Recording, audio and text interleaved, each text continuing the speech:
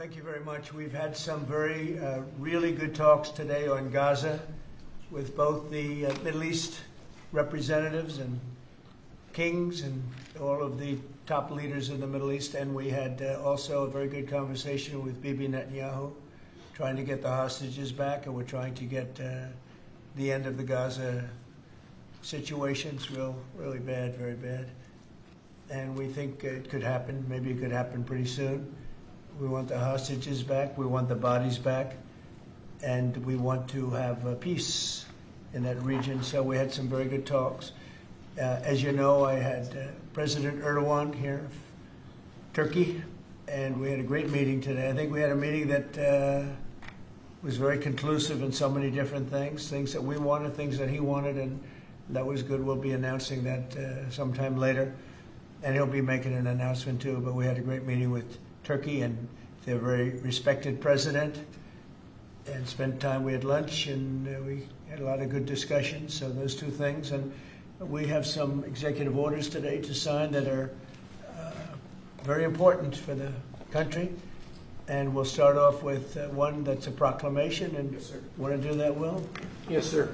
So today is Gold Star Mothers and Families Day. This is an annual proclamation.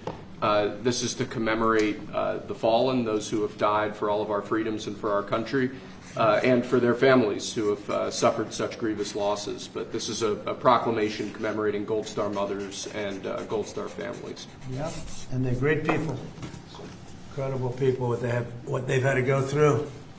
Very few people could have gone through this kind of thing. Gold Star. Okay, thank you very much. He'll put it over here, Steve. Next, sir, we have an executive order on TikTok. From the first days of your administration, you've charged a team from your administration, led by Vice President Vance, with ensuring that we can preserve TikTok as a platform for the 170 million Americans who use it, right, while ensuring that their data is properly protected as required by law. With this executive order, you will be effectively bringing into effect the agreement that will save TikTok and ensure that it can operate safely and securely. So this is interesting because I had a very good talk with President Xi, a lot of respect for him. Hopefully he has a lot of respect for me too. And we talked about TikTok and other things, but we talked about TikTok, and he gave us the go-ahead. You know, it's run by American investors and American companies, great ones, great investors, the biggest. You don't get bigger, I don't imagine. And maybe I'll have JD. JD was very much involved and in charge of it. And maybe I'll have you say a few words about the deal. He would report back, and the points of the deal, I think, are great for our country.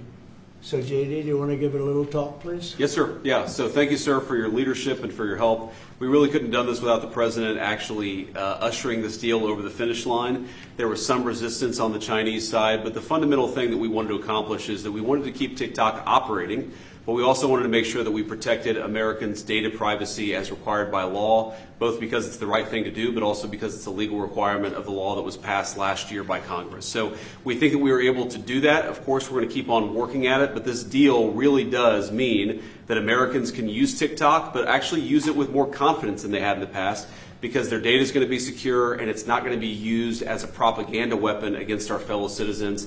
We're very excited about it. We appreciate the cooperation of everybody involved, and it's a big day. And I think I can say that especially the young people, they really wanted this to happen. They did not want to have TikTok close. And I got a little used to TikTok. I used it myself during the campaign, and it was very successful because you know how I did with the young voter. And Charlie helped me a lot too, and he said to me, you should go on TikTok. And it actually had, because we got record votes with the young voter, as you know, for the election. So I was a little bit prejudiced in that way toward TikTok. It was very good and very meaningful, but we have American investors taking it over, running it, highly sophisticated, including Larry Ellison. And Oracle, I guess, is going to play a very big role in terms of security, safety, and everything else. So we have very good controls. And literally, I would get a call from friends of mine who were fathers of young people say, could you do me a favor? Could you get it approved, please? My son is driving me crazy. So we're getting it done, and they have a big audience, and We have great American investors, and here's your final copy. TikTok. You know, maybe if you want, we could take a couple of questions on TikTok, and then we're going to get onto something completely different. Okay? Yeah. Mr. President, Jeff? Mr. Vice President, you mentioned that China was resistant. Can you describe where China is now? Are they fully on board with this? They're or on is board. there anything more? I spoke with President Xi. We had a good talk. I told him what we were doing, and he said, go ahead with it. On the algorithm, it's still being leased coming from China. Are you satisfied that there's no security concerns for the Yeah, U.S. I that am. it would I really push, am. it would push disruptive The biggest content? reason is that it's owned by Americans. It's, and very sophisticated Americans and people that love the country and very smart Americans too. So they don't want anything like that to happen. Yes, please. Thank you. Is there any operational relationship with Chinese entities or staff to execute the deal With who? with the Chinese? I don't think so. Not that I know. No, we're going to be. This is going to be American operated all the way, and great respect for President Xi, and I very much appreciate that he approved the deal because to get it done properly, we really needed the support of China and the approval of China. Yes, ma'am. Mr. President, now that Americans will have operational control, do you want to see the algorithm suggest more MAGA-related content prioritized? I always like MAGA related. If I could, I'd make it 100% MAGA related. It's actually a good question, but I would, yeah, if I could make it 100% MAGA, I would, but it's not going to work out that way, unfortunately. No, everyone's going to be treated fairly. Every group, every philosophy, every policy will be treated very fairly. Thank you. Mr. President, do you know the valuation? Do you know the American company is going to be valued in billions? Well, they valued it very highly.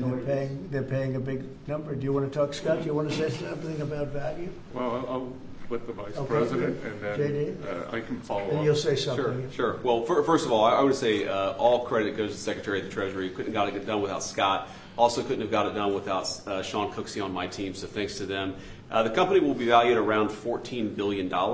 We actually think this is a good deal for investors, but ultimately the investors are going to make the determination about what they want to invest in and what they think is a proper value. The most important thing is that it does protect Americans' data security. It ensures TikTok is still accessible.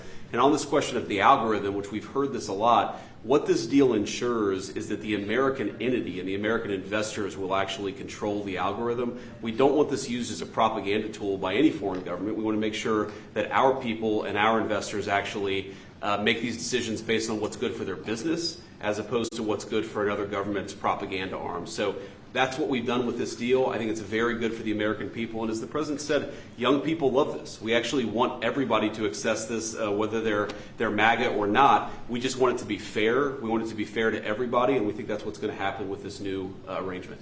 Well, the U.S. government. And just to follow up on the Vice President, there were two pieces to the transaction. The Vice President's office has worked since the spring for the commercial transaction between the investor groups, and then Treasury and a group including the Vice President's office were in Madrid 2 weeks ago to negotiate with the Chinese, and it was a result of President Trump's close relationship with Party Chair Xi that we were able to get this across the line. We created a framework for Party Chair Xi to agree, and then on the leaders' call, the Xi and President Trump discussed the final arrangement. So it was 1-2. And that was the final piece. Will the U.S. government get any kind of annual payment as a result of this deal? Taxes. It's going to make money, and we're going to get a lot of money in taxes. And you know, China wanted to see this go. It's a great legacy for China too. I thought President Xi was great in terms of his approval. We probably could have done it a different way, but it wouldn't have been the same. It wouldn't have been the same security at all, but I appreciated that he approved it. So nothing aside from taxes, there's no part of the deal that is like a payment to the U.S. government? Well, we're going to be announcing different things, but the U.S. comes out great. And I think China comes out great because they're going to have a very important legacy. And they have many other deals. You know, they have deals with us, and they have deals in here in this country. And, you know, they want to be treated fairly also. So, Mr. President and Mr. Vice President, the U.S. company could change the algorithm to push different content? Is that The U.S. company will have control over how the algorithm pushes content to users, and that was a very important part of it. We thought it was necessary for the national security element of the law. We also just think it's important to protect American users. Again, we want users to use this platform the way they want to. We want the business to make decisions about content based on the interests of the business and based on the interests of the users, and that's what we think will happen with this new arrangement. And they're paying a lot of money, and I think hopefully it's going to be a great deal. They're very sophisticated people. You'll see a list. Have you seen a list yet of the people? Well, you've been reading about it. I know Michael Dell's involved, and Rupert Murdoch's involved, and a lot of, and let's see, we have probably 4 or 5 absolutely world-class investors that love the country. They made a lot of money with the country, and many of them are in a somewhat related business, so it works out pretty well. And they're going to be very careful about all of these questions that you've been asking. Who else beyond Dell and Murdoch? Well, it's a blue chip group of investors, and we'll be announcing more about who exactly is involved in the deal in the days to come. Oracle's playing a very big part. That's right, sir. And Oracle really understands this. And I think they're actually, and they've been involved for quite a while running it for the previous people. And so it's really, I think it's going to be very well protected. Very, very prestigious deal, actually. On that point, Mr. President, as the President said, Oracle has actually had a role in housing the data for a long time, even when the entity was controlled by the ByteDance organization in China. So Oracle had a pretty interesting perspective on what was necessary to actually create true data privacy protections for Americans. They were a very important part of getting this thing done. Mr. President, you told us a couple of weeks ago you thought that the security concerns were overrated, but were there legitimate concerns when it comes to safety? From my standpoint, no, because the people that own it are, they're not China-centric, they're USA-centric, and they're very smart people. I guess you could say it about everything. Everything is what's secure nowadays. Things that you think are totally secure turn out to not to be. But I think in this case, it's going to be as secure as you can be because of the ownership and the people. And they have a big investment. It's to their advantage to make sure it's good and safe. Yeah. Anybody else? Do you have a question? No, behind you. Well, I just want to say, do you think this move and getting this deal done, Mr. President, do you think this honors the legacy, like Charlie Kirk, you mentioned that he specifically pushed you to get involved with TikTok in your campaign, helped you win young voters. Do you think this deal honors him? Well, I think it's a good thing. It's a good sign. We're doing very well, as you know, with the trade deals. We're doing very well with China, and a lot of them. We were never treated properly. We were for 4 years, actually, but we were never treated very properly by other countries, and we're doing well. We've never done this well. We have, because of the tariffs that are coming in, the deals that are being made, $950 billion in one case. $950 billion, where previously they paid nothing. We have, as you know, in Japan it's $550 billion. South Korea's $350 billion now. That's up front. And one of the things I can say, I announced it lightly before, but we're taking in tremendous amounts of money with tariffs. We've never seen anything like it. No country's ever seen anything like it. I'm going to devote a little bit of that money, a little bit of the tariff money to our farmers. Our farmers have been incredible. They're the ones that let us survive and eat and enjoy our lives, right? Eat too much, maybe in some cases, like mine. But I will tell you, we're going to take some of the tariff money, relatively small amount, but a lot for the farmers. And we're going to help the farmers out a little bit because during this transition period, a period where we're taking in incredible amounts of money, we'll have a little bit of a shortfall with the farmers until the tariffs kick in, because they haven't kicked in for the farmers yet. And I decided before, and I spoke to all of the people here, that I want to make a contribution out of the tariff money, a small percentage of it, but it's a lot for the farmers. It'll make the farmers feel very good, just help them through the transition. And ultimately, they're going to be making a fortune. They will be one of the top in the whole world in terms of percentage gotten from the tariffs we're taking in. But we have so much coming in, it's a very small thing. But I want to in fact, just get the word out to the farmer. because they'll be struggling until the transition's complete. Then after that, they're going to do, I think, better than they've ever done before. Last time I said, get yourself a larger tractor and more land. And that was when they were doing very poorly, and they ended up doing that, and they did very well. That was with the deal we made with China. Unfortunately, Biden forgot about the deal, and he never enforced. I enforced it till the end, and China was very honorable. But when Biden came in, he didn't enforce it. So when you don't enforce a deal, they don't do it. So it's terrible. Biden was very bad to the farmers of our country. So we're going to be doing that. It's an honor to do it, too. Brian, did you have a question? Yeah, I was just going to say, what's your message to the millions of small businesses here in the U.S. that really rely on TikTok to reach their end user, to market their service and their product? Well, thank you for that question, because honestly, we were getting hit up. They use it for virtual advertising, and they pay very little for it and nothing for it. And small businesses have become very successful because of TikTok.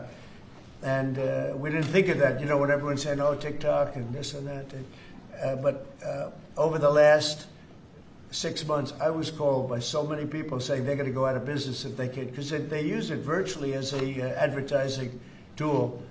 And without it, they wouldn't have anything. They wouldn't be able to get the word out about their good product or whatever it is they're selling. So it's a very important thing for small business. It's another reason I wanted to do the deal so badly. So let's go to another subject now, if we might, okay? And Will, please. Ask you about farmers. Yes, go ahead. What does that look like? Is that going to be direct checks to farmers, or is it going to be Well, we taxes? haven't decided that. We'll be dealing with Brooke later, and the Secretary of Agriculture, and we'll figure out how to get money to the farmers. And again, this comes out of the large amount, hundreds of billions of dollars of tariff money that's pouring into the country. The tariffs, remember when I said a long time ago, I said it's the greatest word, it's my favorite word in the world. Then I had to say, I was forced to say other things, and of course, rightfully so. Love, family, religion. So I think I put tariff number 5. I was forced because the fake news did a big number on me. It's one of those little, but let's say it's my 5th favorite word tariff. But it's making our country very rich. And when our country is rich, I'm able to help the farmers, and I'm able to help even other countries that are in trouble. But we're able to help people that are in trouble. Medicaid, Medicare, Social Security. It's all a benefit of this tremendous amount. And I hear numbers coming in today, Scott, where the numbers were very high, right? The economic numbers were off the charts, sir. Unfortunately, right? Because this is the only country in the world where you announce great numbers and the stock market goes down. Because when you announce great numbers, they immediately want to take that success away by raising the interest rates. Why can't you announce great numbers and let them lower the interest rate so you can make numbers? This is the only country in the world. I don't know if you heard. Could you just tell them what the number was? And how it was 3.88% growth, the biggest in years. And the important thing, as the president says, this is going to be non-inflationary growth, just like it was in its first term. So strong growth, low inflation, real wage gains. And to the question on small business optimism under President Trump last week hit a multi-year high. So small businesses, Main Street is back under President Trump. But isn't it crazy? So I saw the market was down a little bit today. I mean, in all fairness, I don't feel guilty because we've set every record you can imagine. But it was down, and I say, oh, the numbers must be good. Meaning the growth numbers are phenomenal. And again, this is during, but a little bit of the heavy, the really success and the money pouring into our country through the tariffs. And I just say, why can't we have great numbers and lower the interest rates so we have even greater numbers? So people were saying, oh, the numbers are so good, they're going to have to raise interest rates. That doesn't have to happen. And there's no inflation. We have the only thing we have is great success. We're having unbelievable success. So the numbers are much higher than anticipated, except for by me and Scott and some of the other people. And they'll get a lot higher than that, too. But I don't want to, every time we have good numbers, say, let's take all the juice out by raising interest rates. It's so backwards. It's so backwards. Well, Mr. President, they don't appreciate the importance of the third leg of your stool, because trade, taxes, and deregulation allows for significant upside growth without inflation. So eventually the people at the Fed will be able to focus on this like Alan Greenspan did in the 90s. You can have strong growth and low inflation, and I think we can get the stock market up, Wall Street, Main Street, both doing well. And we want low interest rates. There's no reason that every time we announce these record numbers, these numbers are way above projections by, all the great geniuses out there. They knew this was going to happen. So they had 71 different people, and only 2 got it right. Me and another gentleman from, I think, my wonderful Wharton School of Finance, actually. So anyway, but I really want you to look at that. Every time we have good numbers, they say this is a good time because they're guarding against inflation that may happen in 2 years from now. We have to change our thinking. We should be rewarded for good numbers, not penalized. So, Mr. President, is that 3.8? Is that the start of a 3% growth for the Well, entire year? the number was projected at 2, because we're in a little bit of a transition period, but that transition period's ending faster than we thought on tariffs. The money coming in is much greater than people thought, and there's no inflation, essentially. There's no inflation. We just went through the worst inflation in the history of our country under sleepy Joe Biden. He was sleeping, and the inflation was really bad, worst ever. They say 48 years, I'll take that too, but I think it was probably the worst inflation we ever had because of spending and energy going through the roof and everything else. By the way, energy's way down. And you're going to really be impressed when you hear what happened today with President Erdogan of Turkey. I think it's great for both countries. I think it's great. We have great relationships with a lot of countries. And you may be even more happy when you find out, because we spoke with Bibi Netanyahu today, and we spoke to all the leaders in the Middle East, who are great people, and we're getting pretty close to having a deal on Gaza, and maybe even peace, which would be the first time in about, 2,000 years, I think? In the region, I'd say the first in, Steve, what would you say, first in 2,000 years, or maybe 1,000? Huh? 2 millennium. It's a long time. Yeah, go ahead. Did Erdogan agree to stop buying Russian oil? Did he? I don't want to say that, but if I want him to, he will, yeah. But he didn't think that. Well, I didn't say, okay, you stop, but I believe you. I believe he will stop it, yeah. Did you make a deal? You know why? Because he can buy from a lot of other people. He can buy from a lot of other people. You know who really can't is Hungary. Hungary's got, they're landlocked, and they don't have a nice ocean where ships can sail in from all over the world. They have one pipeline coming. Because I spoke with, he's a great guy, he's a great friend of mine, but, that's a harder one for them. And Slovakia, too. They're sort of married to one pipeline. So I just don't want to have people go blaming them when, we spoke to them at length today, and it seems like that, for them it's a little, but that's that. Turkey has a lot of options.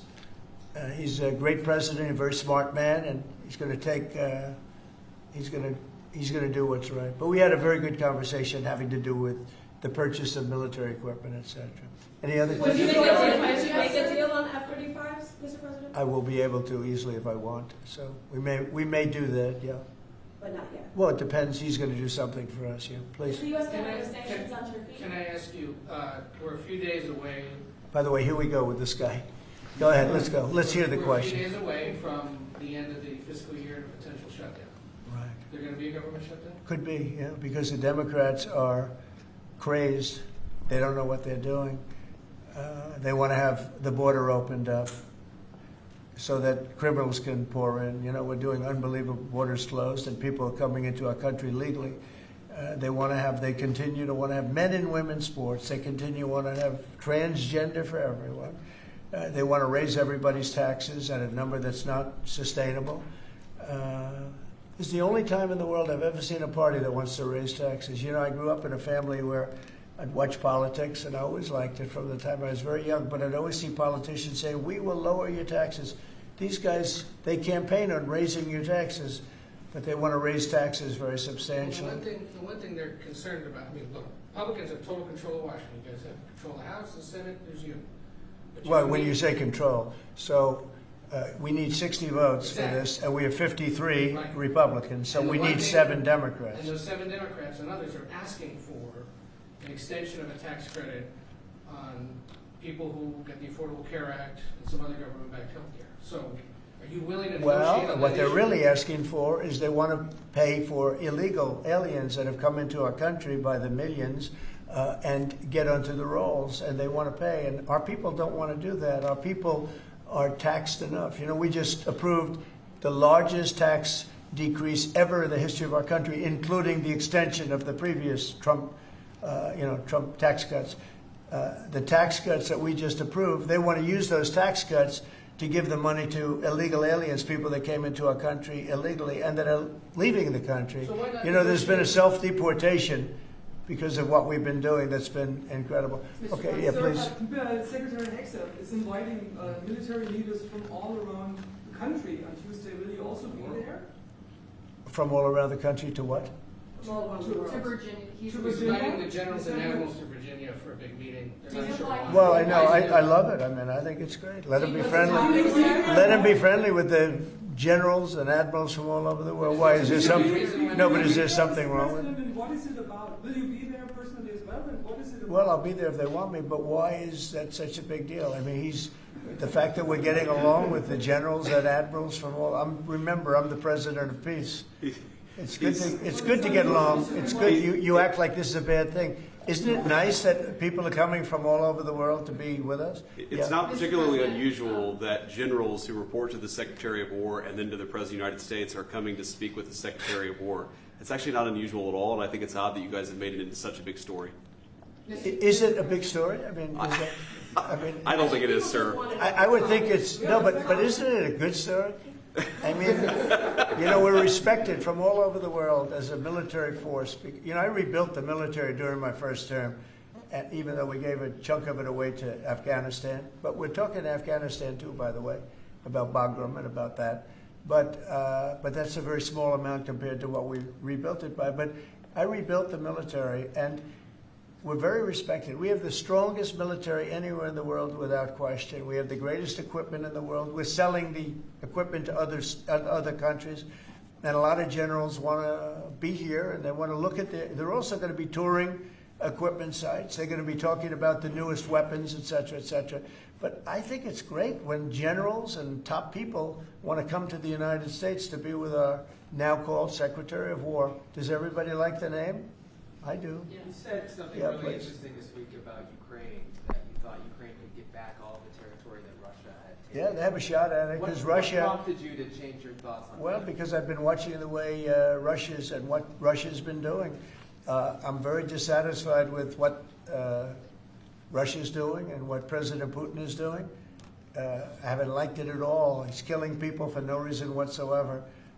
And they are doing very poorly, considering they have put it all out on the line. Their economy is going to hell.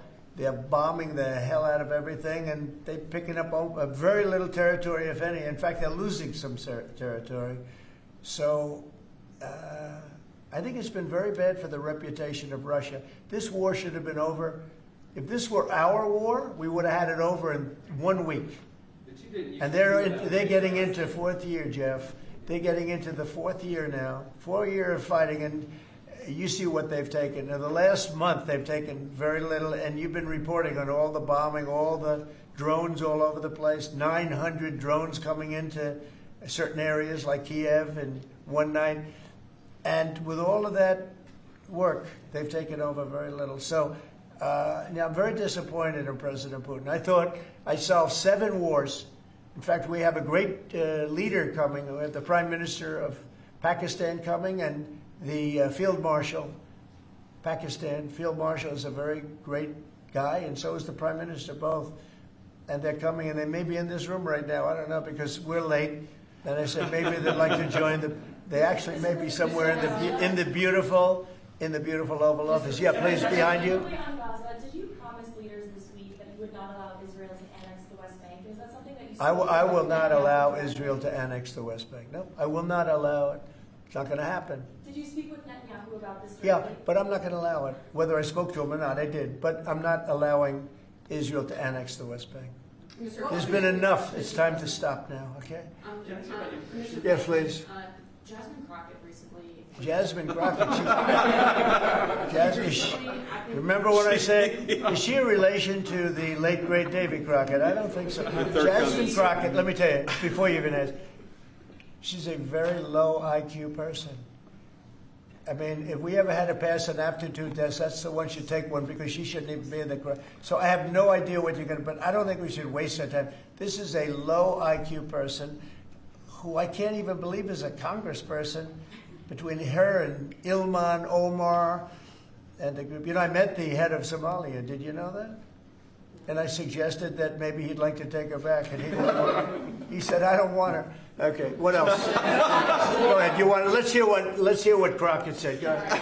You compared ICE raids to slave patrol. I want to ask you. To slave? To slave patrol. I want to ask you if you think that there should be consequences for members of Congress who make these types of comparisons or use this type of language. Well, I think she's gone over the line, and I think a lot of the people. Look, the Democrats have become radical left lunatics.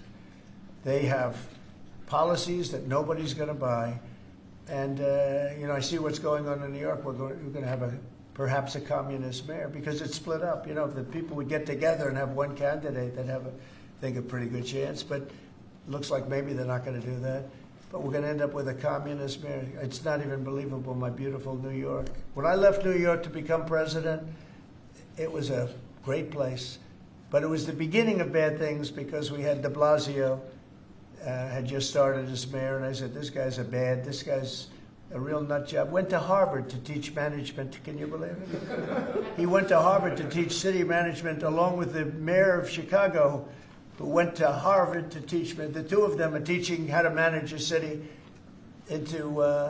manage it into hell is what they do. But that was the beginning, and now we're going to go a step further. Now we're going with the communists. Can I be honest? I think it's the greatest thing to ever happen to the Republican Party. I really do.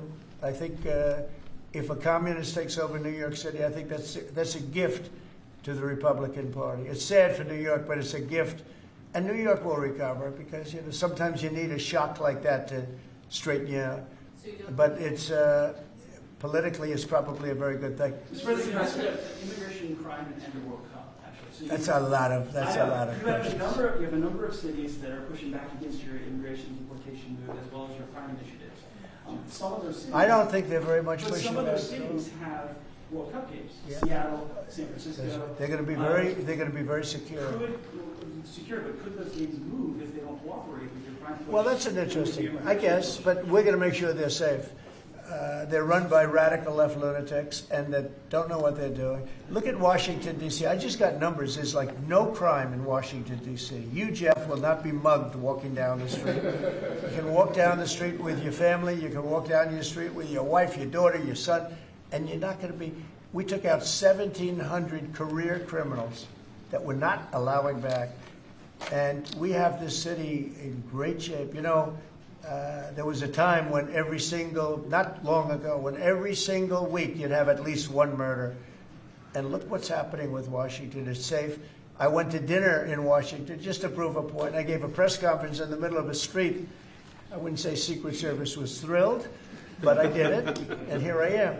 Look, Washington, D.C. is such a great example of what can be done. We did it in 12 days. We made it very safe in 12 days, and now it's much safer than that. One other thing, I drove around Washington over the weekend, and I said, look at the difference. The grass looked great.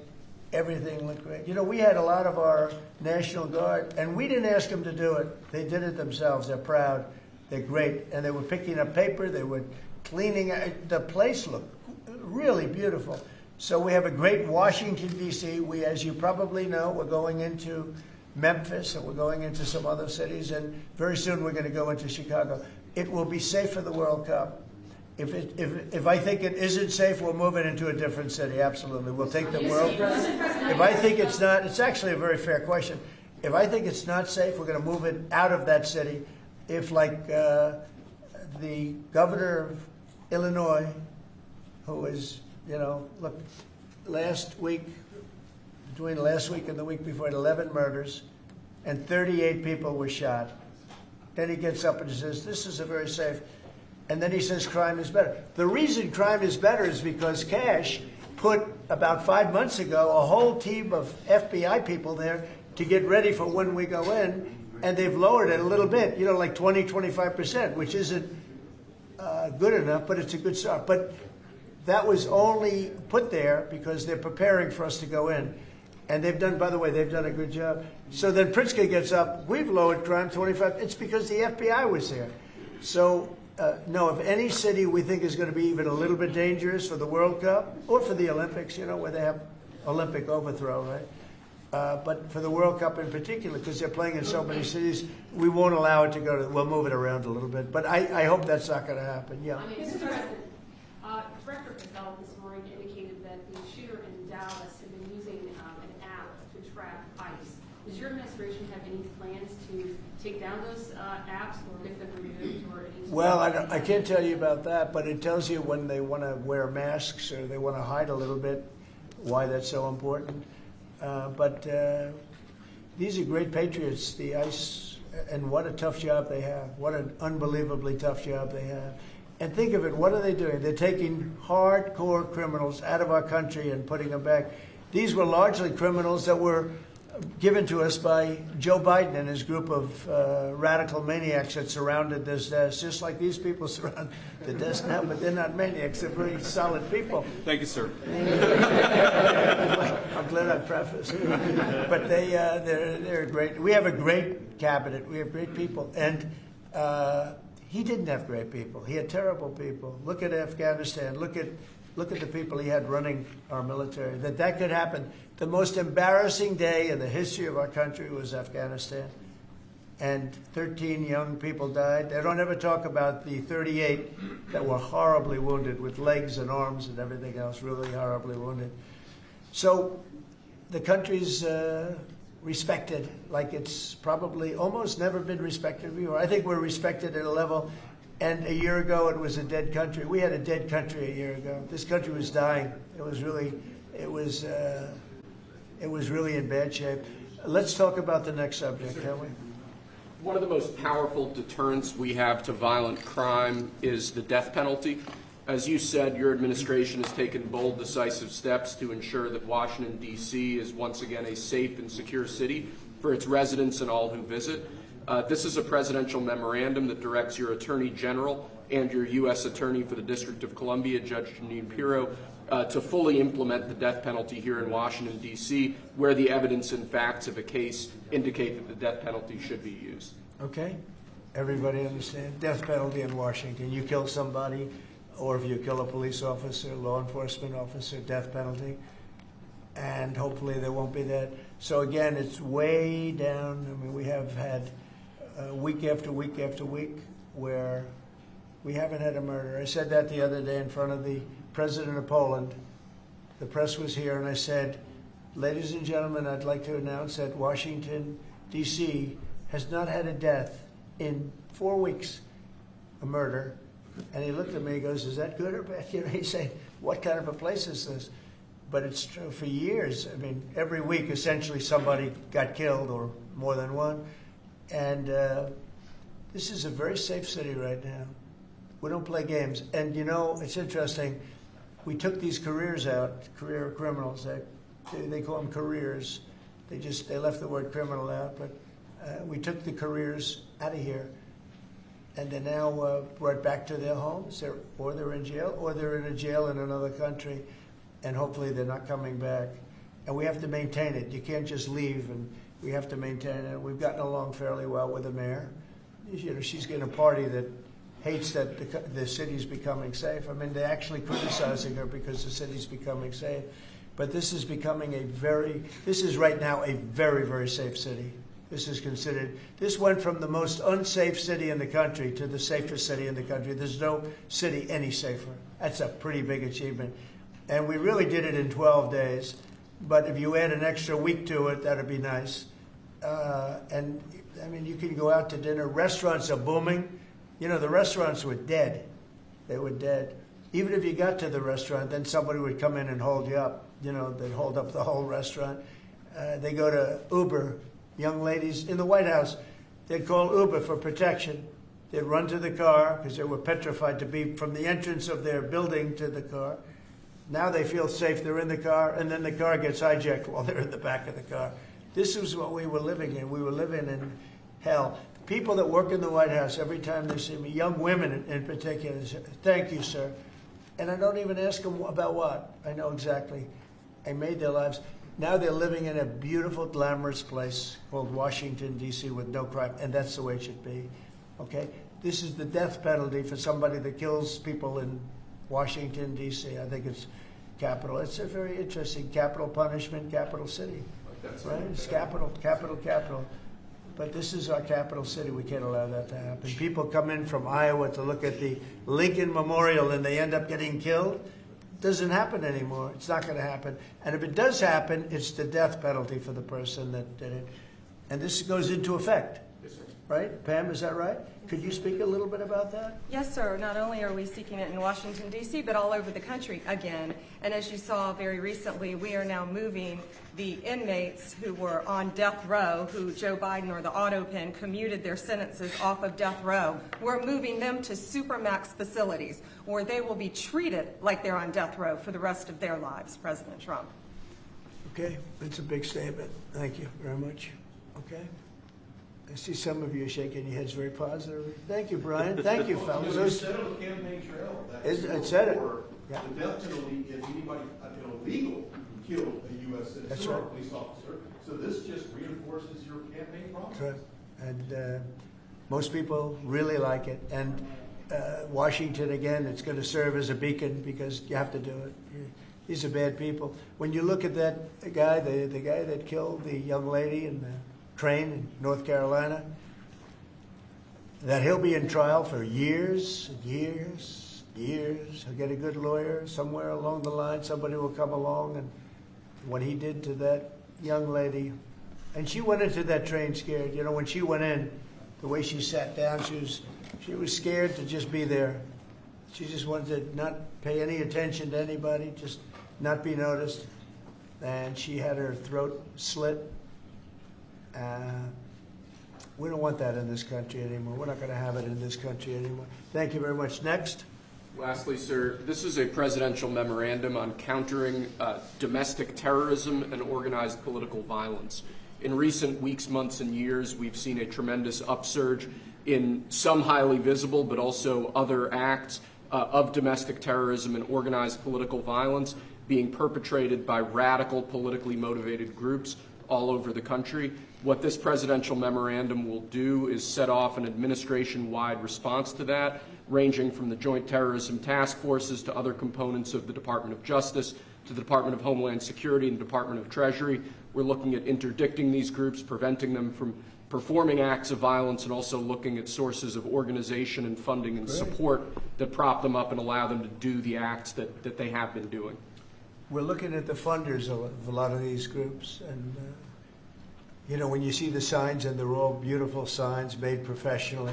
These aren't your protesters that make the sign in their basement late in the evening because they really believe it. These are anarchists and agitators, professional anarchists and agitators, and they get hired by wealthy people, some of whom I know, I guess, you know, probably know them. And you wouldn't know it. You're at dinner with them, everything's nice, and then you find out that they funded millions of dollars to these lunatics. Steve, could you say a couple of words? Yes, Mr. President. This is a very historic and significant day. This is the first time in American history that there is an all-of-government effort to dismantle left-wing terrorism, to dismantle Antifa, to dismantle the organizations that have been carrying out these acts of political violence and terrorism. What we have seen, if you look at whether it be going back to the riots that started with Black Lives Matter and all the way through to the Antifa riots, the attacks on ICE officers, the doxing campaigns, and now the political assassinations, these are not lone, isolated events. This is part of an organized campaign of radical left terrorism. It is structured, it is sophisticated, it is well-funded, it is well-planned. There is really no parallel like this to anything else in the country right now.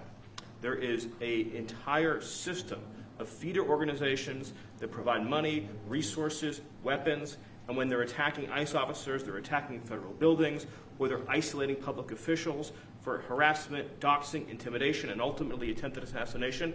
It is all carefully planned, executed, and thought through. It is terrorism on our soil. Because of this executive order, Cash and Pam are going to have the tools they need, working with Scott, to take these organizations apart piece by piece.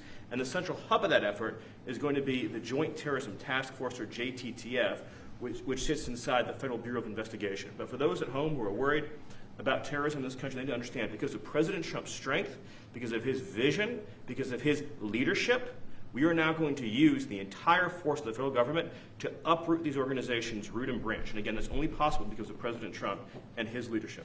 Thank you. Steve Cash, please. Yes, as Stephen was saying, Mr. President, thanks to your leadership, crime is going downward in a tremendous fashion, and that's what we want for every city in America. And the FBI's premier flagship enterprise, the Joint Terrorism Task Force, are honored to lead this initiative with our partners at Treasury and Homeland Security, because our citizens are being attacked by, as Stephen said, organized violence, and it's being paid for, not by them, by other people. So what we are going to do, combining forces as Scott and I have done in these last few months, is follow the money. People and organizations have collected funds and put them out into the streets of America and organized violence across our country. And thanks to your recognition of this and this executive order and the AG's leadership to lead out and prosecute these individuals, we are properly going to chase them down like the domestic terrorists that they are, and our streets and our communities are going to be safer because the JTTF and the FBI and Treasury and DHS and DOJ are going to combine forces like never before to root out this new evil that is perpetrating our criminal activities across our societies. And we are just so thankful for your leadership and recognition of it. It's not easy to do. Good job. Thank you very much. Who Pam? specifically do you want to target? What? Besides Antifa, is there a specific group or person you're targeting with this? Any organized group. Any organized Any group? organized group who are committing these crimes, and we're working with the Secretary of Treasury. You know what law enforcement has told us under President Trump's leadership? He's taken the handcuffs off law enforcement. They can do their jobs now, thanks to you, President Trump, and that's what's happening. And all of these agencies that Cash mentioned, we work hand in hand together. Our prosecutors were following the money with Treasury. We're working with Homeland Security. Cash's agents, all of our agents, DEA, ATF, U.S. Marshals, combined, are working and with state and local government to take these people off the streets who are jeopardizing lives. Can I just illustrate this? So I was talking with Cash and Stephen about this a couple of days ago, sir. So I believe it was in Oregon where you had a federal building where there were men in black ski masks who were committing acts of violence, who were shutting down a government building. To the president's point, they don't come from nowhere. These are paid people. This is organized. They're committing acts of political terrorism on American soil. And it's time we had a government that looked out for the American people rather than the people who are committing violence against the American people. When you go out to Portland and you see what's happening in Portland, this is like nobody's ever seen anything like it. Every night, and this has gone on for years, they just burn the place down. And you know, the shop owners, most of them have left, but the few shops that are open, they just use plywood and just like 3/4-inch plywood. They don't put storefronts in because they know it's going to be burned down. These are professional agitators. Right. These are bad people, and they're paid a lot of money by rich people, some of whom we know. I'm sure I know some. I don't. If I knew, I wouldn't associate because I'll be in trouble because Pam will say, "Why are you associating with this person?" But I will tell you that these are bad people, and they're paying a lot of money, millions of dollars. But take a look at Portland sometime. These are wild. These are crazy people, and they're trying to burn down buildings, including federal buildings. And on my list of things that I want to do before we finish up with the cities, because I think we're going to whip the cities back into shape, and we have to. We cannot let our cities, and that's a small example, but it's the most violent example. It's every night, and they've done it for years. You think maybe at some point they made their point, and what are they doing? But we're going to get out there, and we're going to do a pretty big number of those people in Portland that are doing that. They're professional agitators and anarchists. They're actually anarchists, yeah. Go ahead. Why don't you defend? Let's see you defend them, Jeff. No, I'm not defending anyone. I just want, so that we can just explain this in our stories. Could you name a couple? You don't explain it right, though, Jeff. Go ahead. Let's go. Maybe let's give you another chance. Go ahead. Antifa, Soros. What names are we talking about? Well, Soros is a name certainly that I keep hearing. I don't know, but Soros is a name that I hear. I hear a lot of different names. I hear names of some pretty rich people that are radical left people. Maybe I hear about a guy named Reid Hoffman. Somebody's a pretty rich guy, I guess, and I hear about him. I don't know. Maybe could be him. Could be a lot of people. We hear the same names, but they're bad, and we're going to find out. And if they are funding these things, they're going to have some problems because they're agitators and they're anarchists. These are anarchists, really bad. Okay, yeah, please. Mr. General, can you, Mr. President, can you comment on Who are you Mr. with? President, Who are you with? I'm with the Center Square. Sarah Rodriguez is my name. Sarah, there's also, as you know, Antifa is not just a domestic terror or now a domestic terror organization. It's also international. I know the Netherlands is looking at also designating them a terror organization. Right. Have you been working with your intel community and your DNI to possibly expand that to making them designated Yes, an we have. international terror Yeah, we have been. Yep. It's an international. In many cases, it is international. Mr. Yeah. On Antifa, if someone takes to the streets of America and says they're Antifa, what happens to them? What will happen to them? Well, I'd say the maximum under the law, and we'll see. Now, if they kill somebody, we just signed a death penalty, so it depends where it is. But if they kill somebody, which they do, I mean, people are dying. You go out to Portland, people die out there. Many people have died over the years in Portland. Portland is, I don't know how anybody lives there. It's amazing. But it's anarchy out there, and that's what they want. They want anarchy. Like when they attacked Seattle and took over a big percentage of the city, I was going to go out and we were going to do a big number. They heard that and everybody broke up all of a sudden. But, you know, you have governors that have to run that, and a lot of them don't do that. I don't like to go in. I'd rather have Pritzker's support when we go into Chicago. But if we don't have it, that's okay, too, because we're paramount, and we will do what we have to do. We're going to make Chicago safe. We're going to make we're going to make as many as we can, and usually that involves a surge. But what we did with, in the case of Chicago, by having the FBI go out there 5 or 6 months ago, we brought it down a little bit. You know, a little bit is 25%, so it's not so little, but it is when you're talking about the kind of crime and killings and murders that you hear in Chicago. But we're going to get it. Chicago's a great city. As the Union Pacific said, the head of the Union Pacific, who's a great guy, started off as a low-rung guy. He said he started at a caboose, and now he's the chairman of the Union Pacific. But he's a great guy. But he said, "Sir, don't lose Chicago." The way he said it, I said, boy, it really hit me. You know, here's a man that knows all the cities. The Union Pacific, I guess, is our largest railroad, and he knows all the cities. He's been doing it for 45 years, and he said, "Sir, don't lose Chicago." And the way he said that meant a lot to me, and we're going to go into Chicago very soon. We're going to take care of Memphis. We're going to take care of Memphis. You can't walk a block without getting shot. We're going to take care of that one, and just like we did Washington, D.C., and we're going to do Chicago very soon. Yeah. Mr. President, we heard there could be an indictment on James Comey. Do you know if there is an indictment or Madam Attorney? I don't know. I know it's going on because I read the papers just like you do, right? So I don't know. Do you have anything to say about that? We can't comment on that. Yeah. Madam Attorney General, can you comment on a New York Times? Madam Attorney General, can you comment on a New York Times report saying that Justice Department officials have asked attorneys to target a George Soros-funded group? And is this executive order that you just signed a part of that effort? I'm not going to comment on whether there is or is not a pending investigation, but everything's on the table right now. I don't think anybody has to ask, because if you look at Soros, he's at the top of every. In fact, sometimes they say, could he be involved in this many things?